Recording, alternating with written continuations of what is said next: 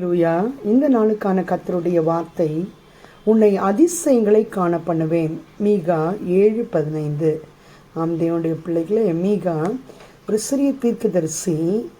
1200 வருடங்கள் இஸ்ரவேல் ஜனங்களை கர்த்தர் வழி நடத்தின பிறகு அவர் செய்த அதிசயங்களை மறந்து போன நேரத்தில் திரும்பியும் ஜனங்களுக்கு சொல்கின்றார், உன்னை அதிசயங்களை காண பண்ணுவேன்.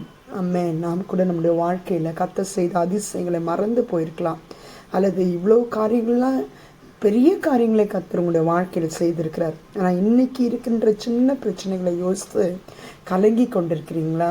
இந்த சின்ன விஷயம் எப்படி நடக்கும், எப்படி என் பிள்ளை இந்த காரியத்தில் ஜெயம் எடுக்கும்? அது திருமண காரியமாக இருக்கலாம், அல்லது படிப்பின் காரியமாக இருக்கலாம், அல்லது சுகமாக இருக்கலாம். இந்த காரியத்திலிருந்து எப்படி ஜெயம் வரும்? இதை எப்படி அவங்க வாங்குவாங்க? அவங்களால செய்ய முடியுமா? என்னுடைய பிள்ளைகள் தூர தேசத்தில் இருக்கிறார்களே, அவர்களால் எப்படி இது செய்ய முடியும் அப்படிலாம் யோசிக்கிறீங்களா? கர்த்தர் இன்னைக்கு உங்களோட பேசுகின்ற காரியம், உன்னை அதிசயங்களை காண பண்ணுவேன்.